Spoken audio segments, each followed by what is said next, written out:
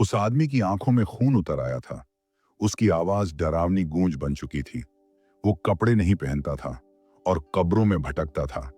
लोग उसे पागल नहीं, शैतान का घर कहते थे। सबने उसे छोड़ दिया था।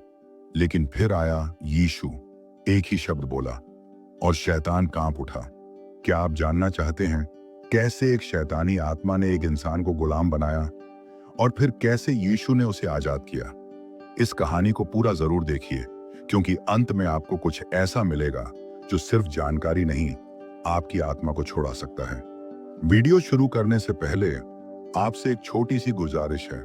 अगर आप यीशु मसीह से प्रेम करते हैं तो इस वीडियो को लाइक जरूर करें, किसी जरूरतमंद के साथ शेयर करें, हमारे चैनल को सब्सक्राइब करें और नीचे कमेंट में लिखें, यीशु में मेरी आजादी है।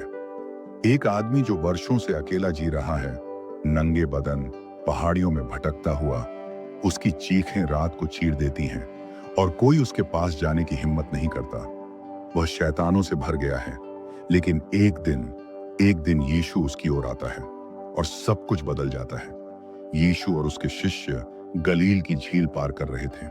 यह एक साधारण यात्रा नहीं थी। जब वह झील के पार जा रहे थे, एक भयानक तूफान उठा। शिष्य डर के मारे कांप उठे, लेकिन यीशु ने उठकर आंधी और लहरों को डांटा और सब शांत हो गया। यह तूफान केवल एक मौसम की घटना नहीं थी, यह आत्मिक विरोध था, क्योंकि वे उस व्यक्ति से मिलने जा रहे थे जिसे दुष्ट आत्माएं वर्षों से जकड़े हुए थी। जब नाव ने गिरासेनियों के देश में किनारा लगाया, वह एक अलग ही स्थान था। यह यहूदियों की भूमि नहीं थी, यहाँ सूअर पाले जाते थे। यह दर्शाता है कि यह एक मिश्रित, अंधकार से भरा क्षेत्र था। जैसे ही यीशु किनारे पर उतरे, एक भयानक दृश्य सामने आया।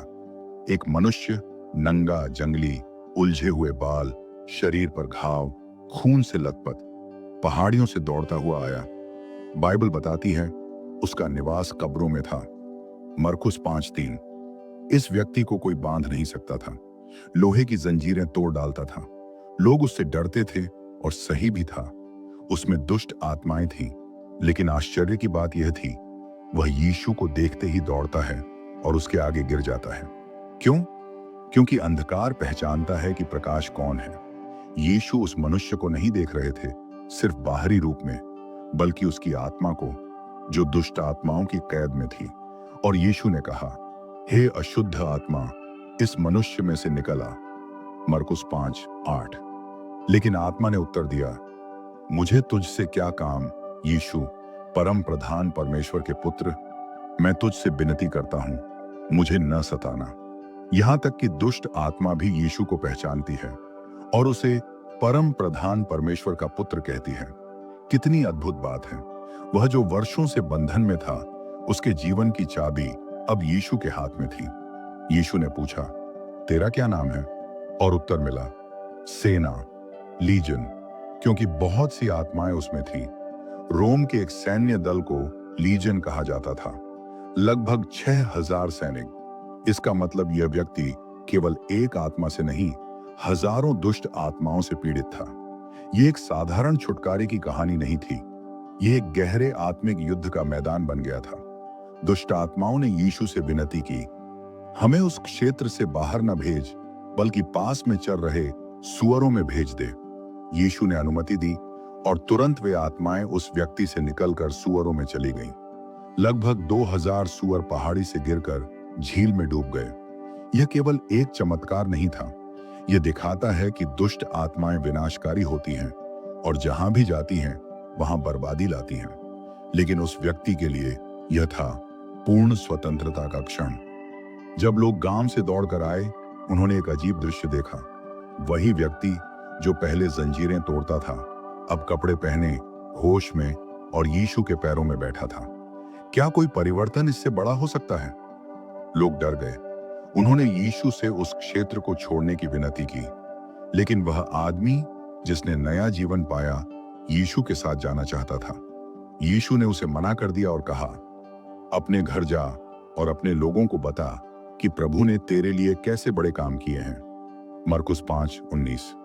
वह व्यक्ति जो कभी कब्रों में रहता था, अब 10 नगरों, देसापोलिस में जाकर यीशु की महिमा करता है। उसका जीवन एक गवाही बन गया। यीशु हर अंधकार से बड़ा है। कोई भी बंधन, चाहे वह कितना भी गहरा क्यों ना हो, यीशु की शक्ति के सामने टिक नहीं सकता। प्रभु हमें पहचानते हैं, हमारी आत्मा को देखते हैं। जब दुनिया एक पागल आदमी देखती है, यीशु एक गवाही देखता है। आपका बदला हुआ जीवन सबसे बड़ी गवाही है। उस आदमी ने कोई उपदेश नहीं दिया, सिर्फ यही बताया कि यीशु ने उसके लिए क्या किया। शायद आप या आपके किसी परिचित के जीवन में अंधकार है, शायद कोई मानसिक या आत्मिक बंधन है, तो यह जान लें, यीशु वही है। आज भी वह आपको देखता है, आपकी आत्मा को पहचानता है और आपके जीवन को पूरी तरह बदल सकता है। बस दौड़िए उसकी ओर, जैसे उस मनुष्य ने दौड़कर किया था, और देखिए उद्धार आपके पास आ जाएगा। भाग 2, भीड़ में छुपी एक आशा। वह स्त्री जिसने केवल छूकर चंगाई पाई। क्या आपने कभी अपने जीवन में ऐसी स्थिति देखी है जब आपने हर कोशिश कर ली हो, हर दरवाजा खटखटा लिया हो, लेकिन कोई जवाब नहीं मिला? आप टूट गए हों, थक गए हों, और फिर अचानक एक आशा की किरण चमकती है। आज हम बात करेंगे उस स्त्री की जो 12 वर्षों से एक बीमारी से पीड़ित थी। एक ऐसी बीमारी जो न केवल शरीर को तोड़ती है, बल्कि आत्मा को भी। और फिर वह यीशु से मिली और सब कुछ बदल गया। यह वही दिन था जब यीशु ने उस आदमी से दुष्ट आत्मा निकाली थी। भाग 1 की घटना। अब वह नाव से लौटकर गलील में वापस आ गए थे। जब यीशु लौटकर आया तो लोग उसे आनंद से ग्रहण किए, क्योंकि वे सब उसकी बाट जोहते थे। लूका 8:40। लोगों की भीड़ उमड़ पड़ी थी। हर कोई कुछ चाहता था, कोई चंगाई, कोई शिक्षा, कोई आश्चर्य। और उसी भीड़ में चुपचाप एक स्त्री दबे पांव चल रही थी, किसी की नजर से बचती हुई, लेकिन दिल में एक दृढ़ विश्वास लिए। और एक स्त्री 12 वर्ष से लोहू बहने के रोग में पड़ी हुई थी। मरकुस 5:25। इस स्त्री की बीमारी केवल शारीरिक नहीं थी, ये एक निरंतर रक्तस्राव की स्थिति थी। एक ऐसा रोग जो उसे यहूदी धार्मिक व्यवस्था के अनुसार अशुद्ध घोषित करता था। उसका दर्द क्या था? वह मंदिर नहीं जा सकती थी, वह किसी को छू नहीं सकती थी, न अपने बच्चों को, न अपने पति को। यदि वह किसी चीज को छूती तो वह भी अशुद्ध मानी जाती। उसने सब कुछ खर्च कर दिया था, डॉक्टरों पर, वैद्यों पर, औषधियों पर, लेकिन नतीजा पर उससे कुछ लाभ न हुआ, वरन और भी अधिक पीड़ा उठाई। मरकुस 5:26। क्या आपने कभी ऐसी स्थिति का सामना किया है जब आपने सब कुछ किया लेकिन राहत नहीं मिली? वह स्त्री जानती थी उसके पास अब खोने को कुछ नहीं है, और तभी उसने एक नाम सुना, यीशु। भीड़ का शोर था, चारों ओर लोग ठेल मठेल कर रहे थे, लेकिन उस स्त्री के मन में केवल एक बात चल रही थी, क्योंकि वह कहती थी, यदि मैं उसके वस्त्र ही को छू लूं तो चंगी हो जाऊंगी। मरकुस 5:28। यह केवल छूने का कार्य नहीं था, यह उसके विश्वास का चरम बिंदु था।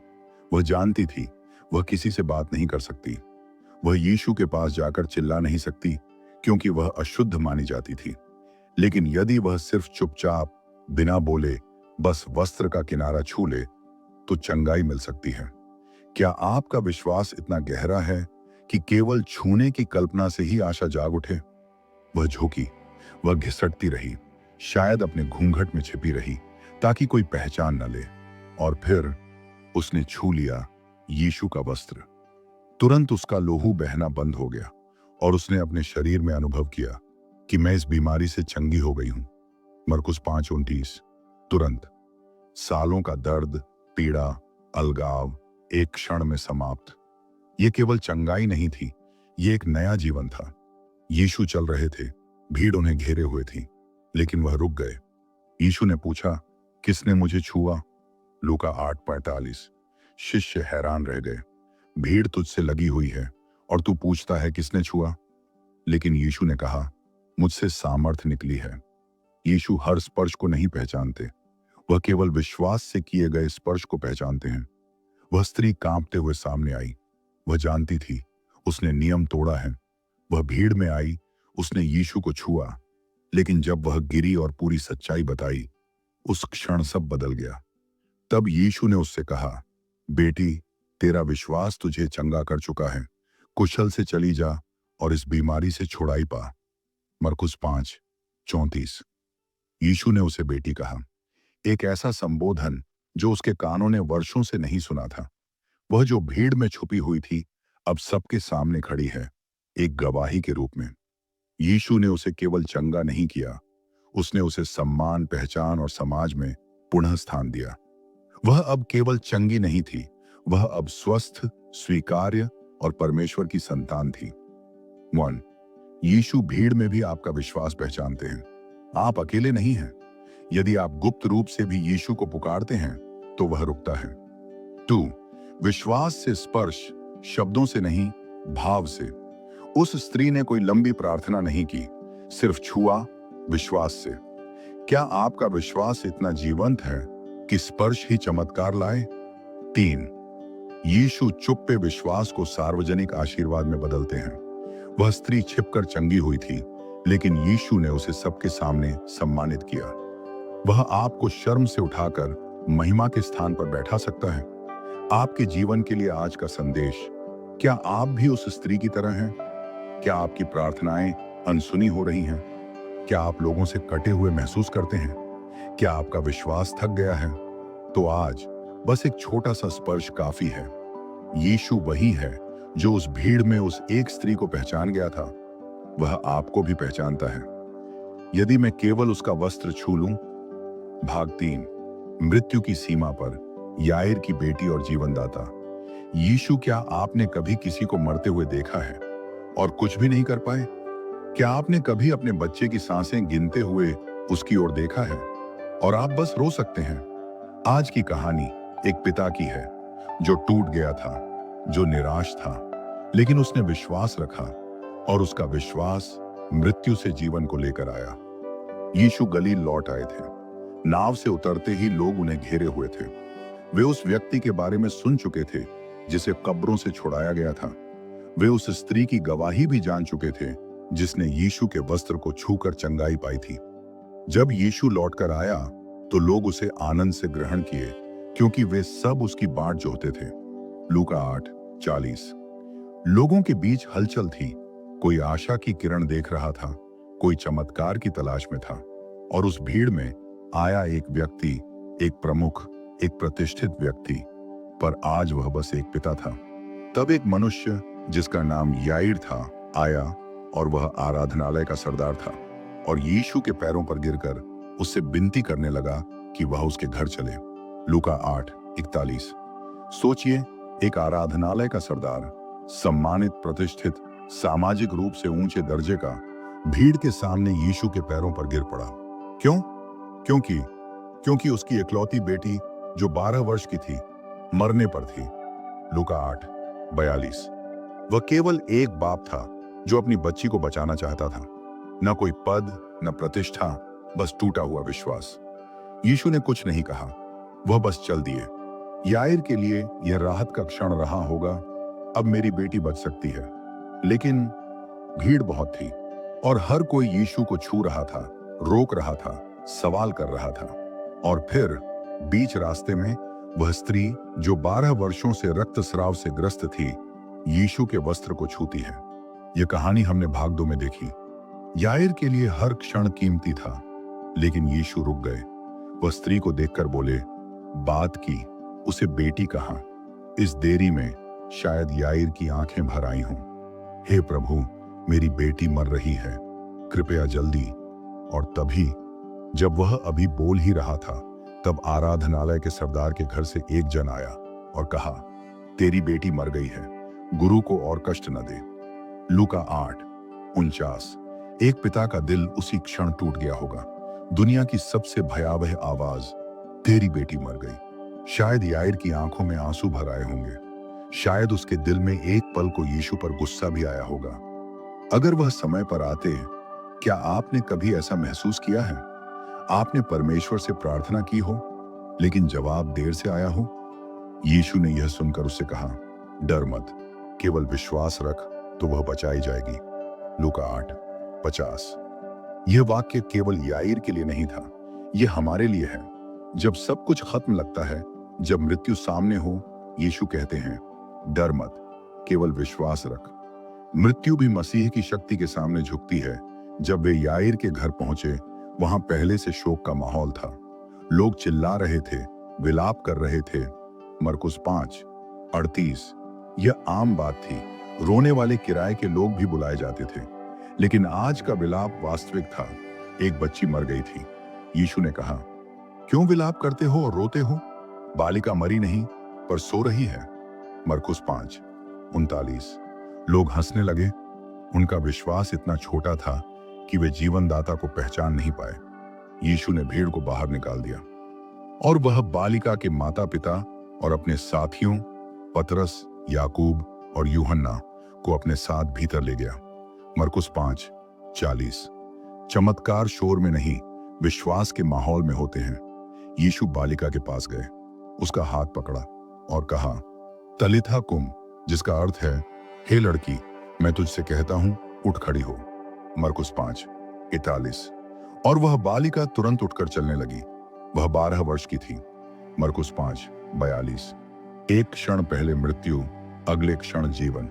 यीशु ने केवल शरीर नहीं, परिवार को पुनः जीवित किया और उसने यह आज्ञा दी कि उसे कुछ खाने को दिया जाए। मरकुस 5:42।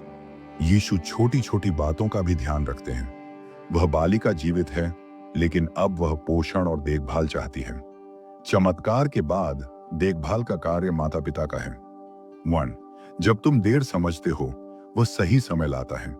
याईर की बेटी मर गई, लेकिन मसीह के लिए कोई बहुत देर नहीं होती। 2. मृत्यु भी यीशु के अधिकार में है। वह जो कब्रों से दुष्टात्मा निकाल सकता है, वह मृतकों को भी जीवन दे सकता है। 3. पिता का विश्वास बच्चों का जीवन बचा सकता है। आज यदि आप माता पिता हैं, आपका विश्वास आपके परिवार के लिए चमत्कार ला सकता है। आपके लिए एक व्यक्तिगत संदेश। शायद आप अपने परिवार में किसी मरते हुए सपने को देख रहे हैं। कोई बीमार बच्चा, टूटा हुआ रिश्ता, खोई हुई आशा। यीशु कहता है, डर मत, केवल विश्वास रख। वह अभी भी घरों में आता है, हाथ पकड़ता है और कहता है, तलिथा कुम, उठ खड़ा हो। भाग 4। लाजर बाहर आ। मृत्यु पर जीवन की अंतिम विजय। क्या आपने किसी को अपने सामने खोया है? क्या आप कभी किसी कब्र के सामने खड़े होकर चुपचाप आंसू बहाते रहे हैं? क्या आपने कभी यह सोचा है कि काश कोई समय को पलट सके? आज हम देखेंगे एक ऐसी घटना जहां समय पलटा गया, जहां मृत्यु ने अपने द्वार खोल दिए और जीवन दोबारा आया। यह कहानी केवल एक चमत्कार नहीं है, यह यीशु के ईश्वरत्व, उसके प्रेम और मृत्यु पर उसकी सर्वोच्च विजय का सबसे गहरा प्रकटीकरण है। घर एक परिवार जो मसीह से प्रेम करता था, और एक मनुष्य लाजर नाम था जो मरियम और उसकी बहन मार्था के गांव बेतनियाह का निवासी था। यूहन्ना 11:1। इस परिवार में 3 लोग थे, मर्था, मरियम और लाजर। यीशु का इस घर से गहरा रिश्ता था। यीशु मार्था और उसकी बहन और लाजर से प्रेम रखता था। यूहन्ना 11:5। वे केवल शिष्य नहीं थे, वे मित्र थे। आत्मीय संबंध। 2. एक संदेश।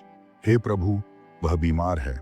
सो उसकी बहनों ने उसके पास ये कहला भेजा कि हे प्रभु, देख, जिसे तू प्रेम करता है वह बीमार है। यूहन्ना 11:3। इस वाक्य में एक विश्वास छुपा है। उन्होंने कहा नहीं, आकर चंगा करो, बस याद दिलाया, जिससे तू प्रेम करता है वह बीमार है। यह प्रेम का भरोसा था, वह अवश्य कुछ करेगा। परंतु 3 विलंब और एक बड़ा उद्देश्य। जब यीशु ने सुना कि वह बीमार है, तब 2 दिन तक उसी स्थान में रहा। यूहन्ना 11:6। क्या यीशु जानते हैं लाजर बीमार है और फिर भी 2 दिन और रुकते हैं?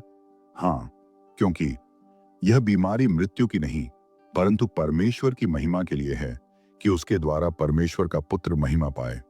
यूहन्ना 11:4। यीशु जानते थे, जो दिखता है वो अंत नहीं है।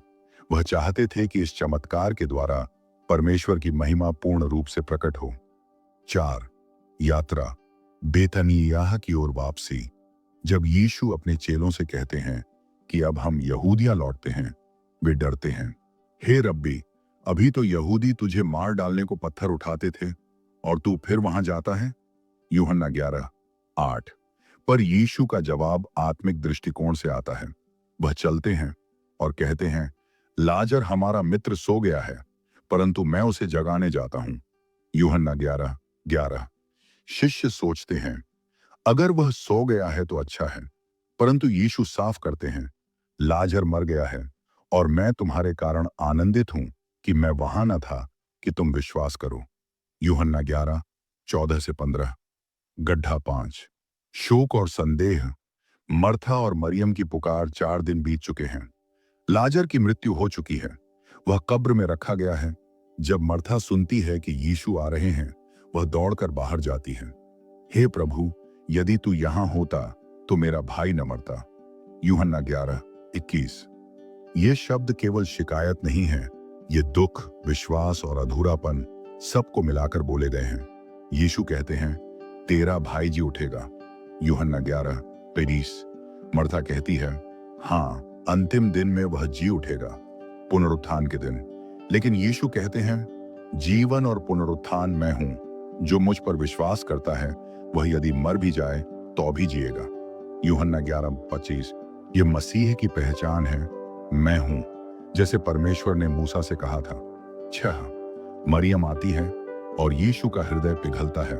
मरियम भी आती है और वह भी यही कहती है, हे प्रभु, यदि तू यहां होता तो मेरा भाई न मरता।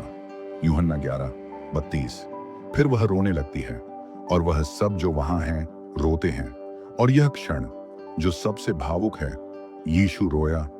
यूहन्ना 11:35। बाइबल की सबसे छोटी लेकिन सबसे गहरी आयत। यीशु जानता था कि वह लाजर को जीवित करेगा, फिर भी रोता है। क्यों? क्योंकि वह हमारे दुख में हमारे साथ होता है। वह केवल परमेश्वर नहीं, वह एक सहानुभूति रखने वाला उद्धार करता है। 7। कब्र पर आदेश और बाधा। यीशु कब्र पर आए, वह एक गुफा थी और उस पर पत्थर रखा हुआ था। यूहन्ना 11:38। यीशु ने कहा, पत्थर को हटा दो। मर्था ने कहा, प्रभु, वह तो अब सड़ने लगा होगा, क्योंकि उसे मरे 4 दिन हो गए। यूहन्ना 11:39। मनुष्य की सोच कहती है, अब बहुत देर हो गई है, पर यीशु कहते हैं, क्या मैंने तुझसे नहीं कहा था कि यदि विश्वास करेगी तो परमेश्वर की महिमा को देखेगी। यूहन्ना 11:40। फिर यीशु ने ऊंचे स्वर से पुकारा, लाजर बाहर आ। यूहन्ना 11:43। 3 शब्द और कब्र में पड्ढा मरा हुआ शरीर जीवन में लौट आया। जो मरा हुआ था वह कफन से बंधा हुआ बाहर निकल आया। यूहन्ना 11:44। यीशु ने कहा, उसे खोल दो और जाने दो। लाजर जीवित हो गया, पर वह कफन में बंधा था। आज कई लोग हैं जो उद्धार तो पा चुके हैं, पर वे अभी भी पुराने बंधनों में बंधे हैं। यीशु कहते हैं, उसे खोलो, उसे आजाद करो। 1। यीशु का विलंब उसकी महिमा का अवसर है। वह देर से आया, लेकिन उसने ऐसा चमत्कार किया जिसे किसी ने नहीं देखा था। 2। वह दुख में हमारे साथ रोता है। केवल प्रभु नहीं, वह मित्र है, सहानुभूतिशील, प्रेम से भरा हुआ। 3। मसीह मृत्यु पर अंतिम विजय है। वह केवल चंगा नहीं करता, वह मरे हुओं को बुलाकर जीवित करता है। 4। यदि तुम विश्वास करोगे, तुम परमेश्वर की महिमा देखोगे। आपके जीवन के लिए व्यक्तिगत संदेश। क्या कोई सपना आपके भीतर मर चुका है? क्या कोई संबंध, कोई उद्देश्य, कोई आत्मा कब्र में पड़ा है? यीशु आज भी कहता है, पत्थर हटाओ, लाजर बाहर आ, और वह आत्मा जो मृत है उसे जीवन मिलता है। लाजर की कहानी यीशु की कहानी का पूर्वाभास है। वह स्वयं मरने वाला था, वह स्वयं कब्र में जाएगा और वह स्वयं मृत्यु को पराजित कर बाहर आएगा। क्यों? ताकि हम भी उसके साथ जीवित रह सकें। अगर इस कहानी ने आपके दिल को छुआ है, अगर आपने महसूस किया कि यीशु सच में शैतान पर अधिकार रखते हैं, तो इस वीडियो को अभी लाइक करें, अपने दोस्तों और परिवार के साथ शेयर करें और चैनल को सब्सक्राइब करना बिल्कुल मत भूलिए। और कमेंट में जरूर लिखें, यीशु आज भी शैतान को हरा सकते हैं। आपके ये शब्द किसी और के लिए उम्मीद की रोशनी बन सकते हैं। बाइबल कहती है, यदि पुत्र तुम्हें स्वतंत्र करेगा तो तुम वास्तव में स्वतंत्र हो जाओगे। यूहन्ना 8:36। जो मुझ पर विश्वास करता है वह अंधकार में नहीं रहेगा, परंतु जीवन की ज्योति पाएगा। यूहन्ना 12:46। यीशु मसीह ने न केवल दुष्ट आत्माओं को निकाला, बल्कि लोगों को शांति, चंगाई और नया जीवन दिया। आज भी वही सामर्थ्य जीवित है। चाहे अंधकार जितना भी गहरा हो, यीशु की रोशनी उसे मिटा सकती है। आपसे निवेदन है, आज ही कमेंट में लिखें, यीशु आज भी छुड़ाता है, और इस संदेश को आगे बढ़ाने में हमारे साथ सहभागी बने।